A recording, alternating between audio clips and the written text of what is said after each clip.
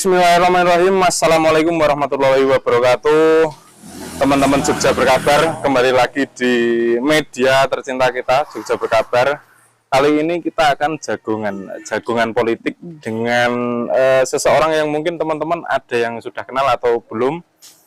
Sebelumnya kita perkenalan dulu nih dengan Mbak siapa ini, Mbak? Mbak Ika, panggilannya Mbak Ika. Panggilannya Mbak Ika. Nama lengkapnya siapa, Mbak? Siti Aminatus Solihah. Iya, tadi kita akan beberapa menit ke depan kita akan jagongan bareng Mbak Ika. Kita akan mengupas banyak hal yang mungkin teman-teman juga penasaran ataupun juga hal-hal yang ada di Gunung Kidul nih, Mbak. Ya, sebelum ngobrol lebih jauh nih, mungkin bisa perkenalan dulu, Mbak. Namanya siapa, terus rumahnya di mana gitu, Mbak. Perkenalan dulu dengan teman-teman Jogja Berkabar. Oke, terima kasih. Perkenalkan, saya Ika, biasa dipanggil Ika, Siti Aminatus Solihah. Rumah saya di Ngembes, Pengkok Patuk, Gunung Kidul. Jadi sehari-hari saya tinggal di sini, di Ngembes, Pengkok Patuk, Gunung Kidul. Tuh. Ya, kalau untuk kesehariannya sendiri, Mbak Ika, pekerjaannya apa, di bidang apa ini, Mbak? Pekerjaan saya dari sejak sebelum lulus kuliah itu saya sudah ikut membantu di sebuah madrasah swasta sampai lulus kuliah hingga kemarin saat ini itu masih di sekolah swasta. Kemudian di tahun 2014 mulai ikut juga di pendamping lokal desa waktu itu sampai tahun 2016. Kemudian di pendamping P3M, pendamping pengembangan masyarakat itu sama, di konsentrasinya juga di pendampingan dana desa untuk masyarakat. Kemudian setelah itu saya juga aktif di Panwascam, Panwaslu Kecamatan Patuk. Setelah itu saya di Kemendesa kembali, tapi pendampingan P3PD bagian pelatihan seperti itu di samping keseharian saya di sekolahan begitu. Ya, dengar-dengar ini Mbak Ika ini akhirnya mencoba atau membuat terobosan untuk mencalonkan diri di caleg untuk pileg tahun ini, Mbak. Sebenarnya alasan untuk mendasari itu sebenarnya seperti apa tuh, Mbak? Betul. Sebelumnya memang saya tidak pernah terbersit untuk mengikuti itu. Beberapa kali ditawari teman, beberapa partai itu saya tidak tertarik. Wah, saya nggak tertarik, seneng ke kegiatan-kegiatan sosial itu sudah terbiasa kayak gitu. Kayak relawan Basnas itu juga ikut di situ. Kemudian komunitas perempuan peduli pelayanan publik itu juga. Jadi pada akhirnya saya itu diminta kok klik gitu kan. Kebetulan di Partai Gerindra. Nah itu saya klik, oke, saya tanya orang tua bagaimana kalau saya ikut maju untuk menjadi wakil rakyat di Kabupaten Gunung Kidul. Mereka merestui, saya ikut mendaftar itu. Oh, di Gerindra ini? Iya. Untuk dapil berapa nih, Mbak? Untuk dapil 2 itu wilayah Kapanewon Patuk, Gedang Sari, Ngelipar, dan Ngawen. Ya, kalau untuk ini kan dengan baru pertama kali untuk mencalonkan. Betul. Program apa tuh, Mbak, yang menjadi tawaran Mbak Ika sendiri untuk masyarakat di dapil 2 khususnya? Nah, betul. Di sini saya lebih ke menawarkan program. Nah, itu kadang-kadang yang menjadi berat, ya tidak mudah, bukan berat sih, tidak mudah di masyarakat karena begitu banyak caleg lain itu yang menawarkan, bahkan menawarkan uang dan sebagainya. Tetapi saya berterus terang, sejak awal saya tidak menawarkan uang maupun amplop yang ada uangnya. Jadi ketika memang banyak masyarakat itu yang kadang ada yang terus terang, aku kalau nggak dikasih uang aku nggak mau nyoblos, saya nggak apa-apa, itu hak asasi masyarakat kan gitu.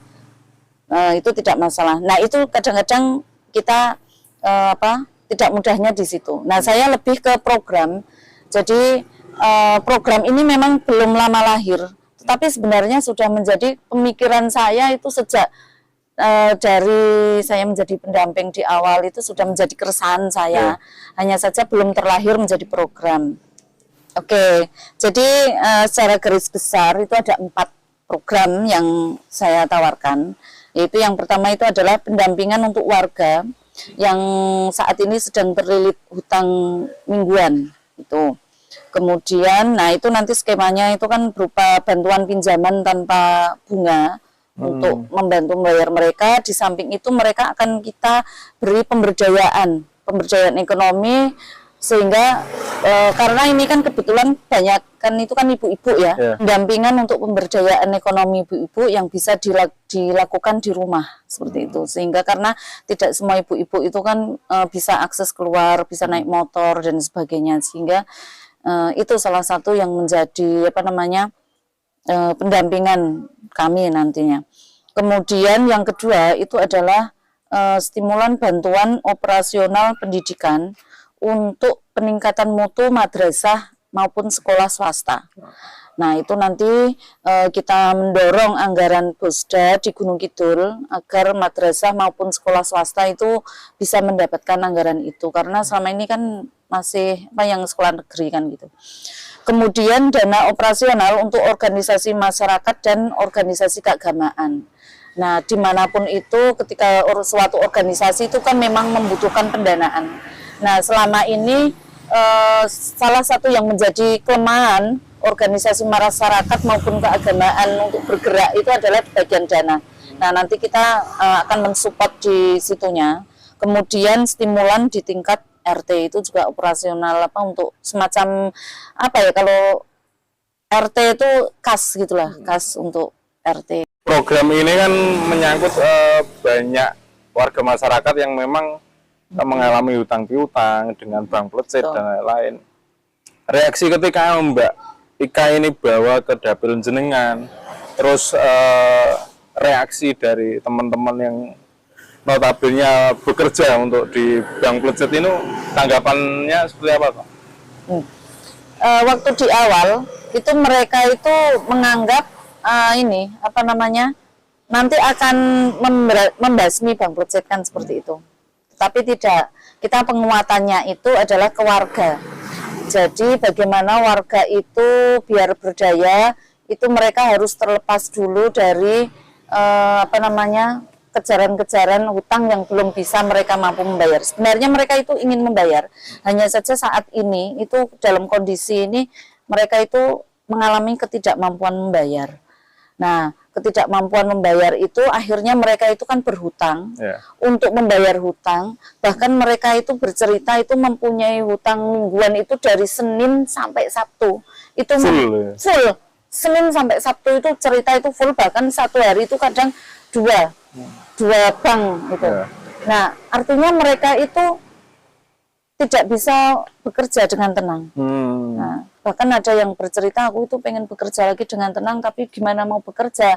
Karena saya itu pikirannya itu bagaimana mencari uang harus untuk membayar itu tadi. Nah, jadi dan itu ketika coba satu dusun saja ya, itu misalnya ada 10 warga nasabah mingguan. Satu kecamatan Patok, satu Kapanewon Patok ini ada 71 padukuhan. Itu sudah 700-an nasabah mingguan yang saat ini mengalami ketidakmampuan bayar. Nah itu. Nah kalau untuk Mbak Ika sendiri, trik atau cara Mbak Ika untuk melakukan pendampingan itu seperti apa tuh Mbak di masyarakat itu? Cara Mbak Ika sendiri untuk mendampingi itu seperti apa? Apakah dengan pendampingan untuk penguatan ekonomi atau pelatihan atau seperti apa? Minimal untuk saat ini yang kita lakukan itu adalah penguatan mereka. Bagaimana mereka itu agar tetap bertahan lah. Karena bagaimanapun juga hutang itu kan uang, urusannya uang dan harus ditutup dengan uang kan. Nah untuk mengakses uang itu kan perlu banyak itu. Nggak cukup untuk miliaran, itu tidak cukup untuk membantu itu. Makanya saat ini ya penguatan itu sambil nanti ketika ada pekerjaan atau apa kayak gitu kita salurkan kemana kayak gitu sesuai mereka itu. Ya kalau untuk respon dari teman-teman atau dari masyarakat sendiri yang sudah mungkin Mbak Ika udah belusukan atau ke beberapa titik, tanggapan pertama, respon pertama dari masyarakat itu seperti apa loh dengan program yang Mbak tawarkan itu? Sampai saat ini tidak ada satupun yang menolak.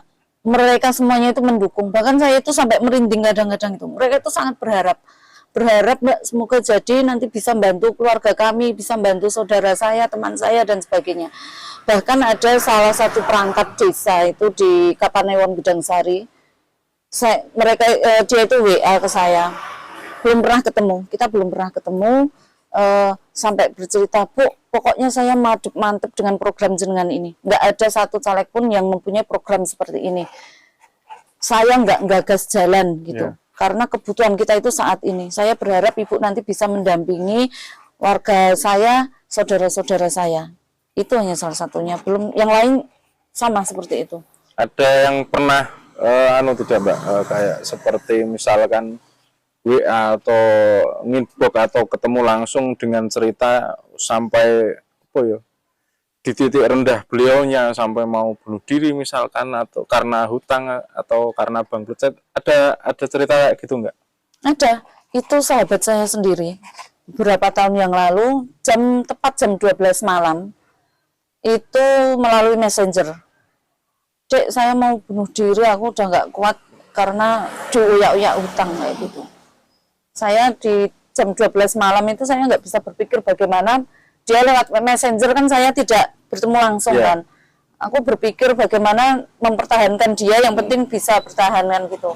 Ya sudah, saya, pokoknya kamu mau melakukan apa saja silahkan, yang penting jangan bunuh diri. Saya bilang gitu, tunggu kita ketemu besok gitu. Alhamdulillah pada hari berikutnya masih bisa bertemu. Nah di situ banyak menguatkan. Intinya adalah penguatan. Mereka butuh penguatan karena rata-rata mereka yang terjerat utang itu di masyarakat itu dianggap suatu aib.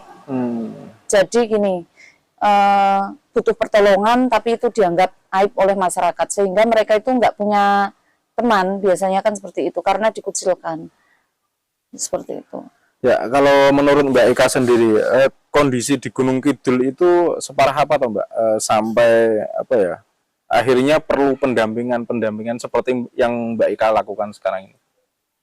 Yaitu ketika kita itu bersedia menelusur dengan cermat, sebenarnya itu banyak sekali warga yang sedang terjerat hutang, itu ketidakmampuan bayar itu. Karena satu dusun itu tadi kan 70 itu kan, misalnya satu Kapanewon ada 1000, itu hanya sampling 10 orang satu dusun.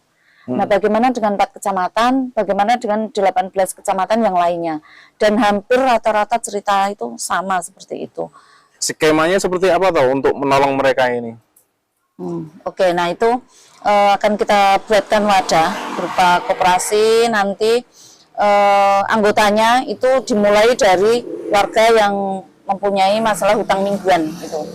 Nah itu nanti skemanya akan kita berikan pinjaman tanpa bunga yang akan mereka itu angsur sesuai kemampuan mereka, ataukah nanti per bulan ataukah jatuh tempo dan sebagainya. Itu dibuat per kelompok. Jadi satu kelompok itu per dusun atau per kelompok lah seperti itu. Nanti pinjaman tanpa bunga untuk membayar hutang mingguan, sehingga mereka itu kan nanti akan ada kelonggaran waktu. Jadi warga itu bisa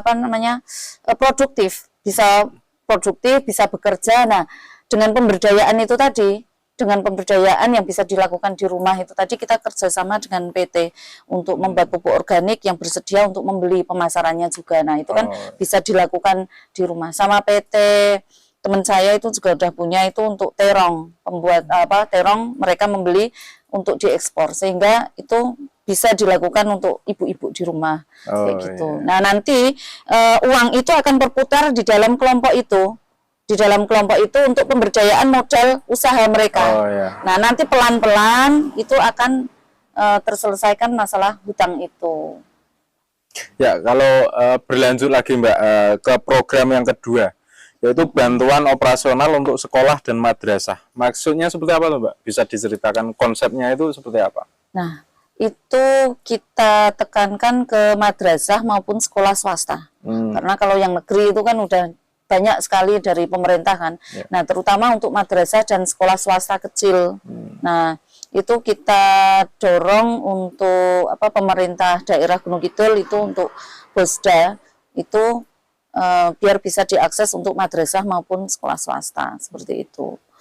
Eh, memang kalau untuk selama ini bantuan operasional untuk madrasah dan lain-lain itu sebenarnya sudah ada dan kecil atau sama sekali belum ada toh? Untuk madrasah swasta itu ada BOS, anggaran BOS dari APBN itu ada. Tetapi untuk yang BOSDA dari Pemda Kabupaten Gunung Kidul itu memang belum ada untuk madrasah swasta, untuk sekolah swasta. Kalau di Bantul itu sudah. Bantuan operasional itu untuk madrasah dan sekolah swasta gitu. Itu sebenarnya memang perlu banget toh untuk suntikan dana itu. Sangat perlu, terutama untuk tahu sendiri di Gunung Kidul itu kan banyak sekolahan-sekolahan yang masih kecil kan, masih kecil, dimulai dari pinggiran-pinggiran dari pedesaan seperti itu, terus kemudian warganya sendiri juga banyak yang menengah ke bawah. Ya. Nah sehingga sekolahan kecil itu kan juga butuh operasional. Nah di situ kadang-kadang karena saya juga berlatar belakang dari pendidikan di sekolah kecil, itu kadang-kadang itu kan nggak tega mau mengambil iuran atau mengambil biaya mahal, itu kan nggak tega sama warga, sehingga kan kita memang benar-benar di sekolah kecil itu merasa bagaimana kita itu ingin bergerak, tapi kalau bisa tidak membebani orang tua. Ya Mbak, di awal tadi Mbak Ika menyebutkan bahwa ada bantuan operasional untuk organisasi keagamaan, organisasi masyarakat, sama stimulan di tingkat RT itu bisa dijelaskan Mbak, seperti apa toh itu konsepnya? Oke. Dana operasional untuk ormas dan organisasi keagamaan maupun organisasi masyarakat itu dilatar belakangi karena memang untuk bergerak mereka itu memang membutuhkan operasional yang terkadang itu tidak banyak diperhatikan oleh pemerintah. Untuk penguatan kapasitas organisasi masyarakat dan sebagainya itu. Kemudian di tingkat operasional RT itu juga semacam kas lah bahasanya orang masyarakat Gunung Kidul menyebutnya. Nah itu kan perlu tambahan untuk mungkin kegiatan mereka di lingkungan RT seperti itu biar untuk membantu bagaimana operasional untuk berkegiatan. Karena kan itu tidak terpikirkan juga kadang-kadang dari pemerintah kayak gitu kan. Ya, teman-teman Jogja Berkabar, tadi kita sudah ngobrol panjang lebar sama Mbak Ika, mungkin di penghujung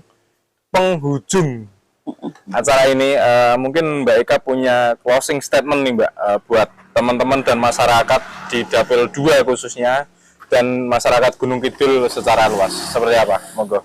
Oke, jadi begini, sudah banyak dewan maupun caleg yang memikirkan tentang pembangunan jalan, infrastruktur, balai desa, balai dusun, dan sebagainya.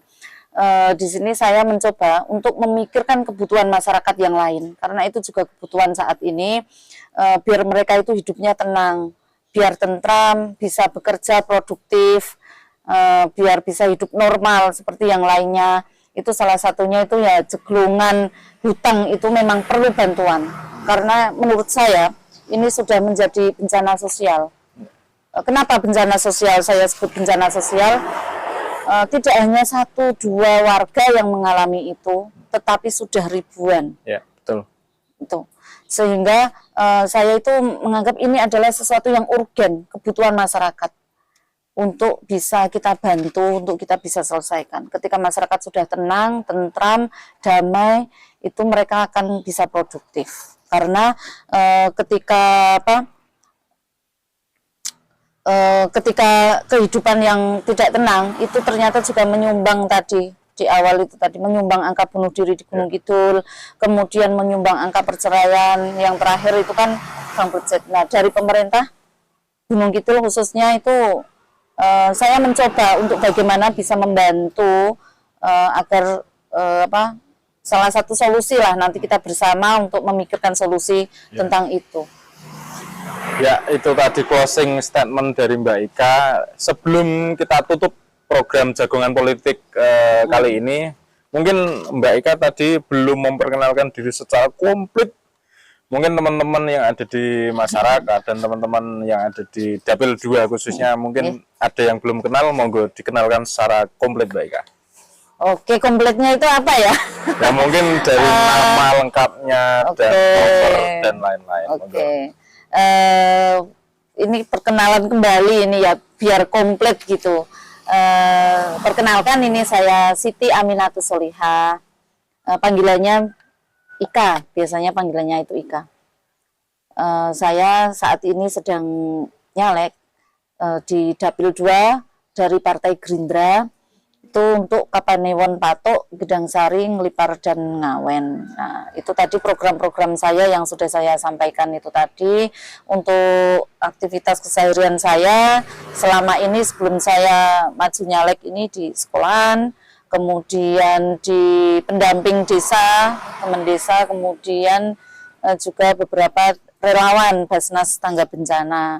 Kemudian saya juga aktif di komunitas perempuan peduli pelayanan publik, seperti itu. Ya, yang belum disebutkan nomor berapa ini, Mbak? Oh iya ya, Nomor berapa ini? Partai Gerindra nomor 3. Jadi Nomor nanti 3. gini, ada 5 kertas suara kan itu. Nah, itu pilih aja nanti yang kertas warna hijau. Di situ cari Partai Gerindra nomor 3, Siti Aminatus Solihah. Bukan Mbak Ika ya, nanti nggak ada Mbak Ikanya di situ. Panggilan di rumah boleh Mbak Ika. Oke, Gitu. siap.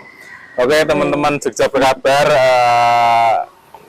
sudah cukup komplit nih ya Mbak ya perjagungan kita pada kali ini. Semoga mungkin program-program yang ditawarkan oleh Mbak Ika mungkin bisa diterima oleh masyarakat, khususnya di Dapil 2. Semoga Mbak Ika juga semoga terpilih, dan semoga masyarakat di Dapil 2 dan Gunung Kidul secara umum mendapatkan wakil-wakil rakyat yang amanah dan juga membawa program untuk kesejahteraan masyarakat.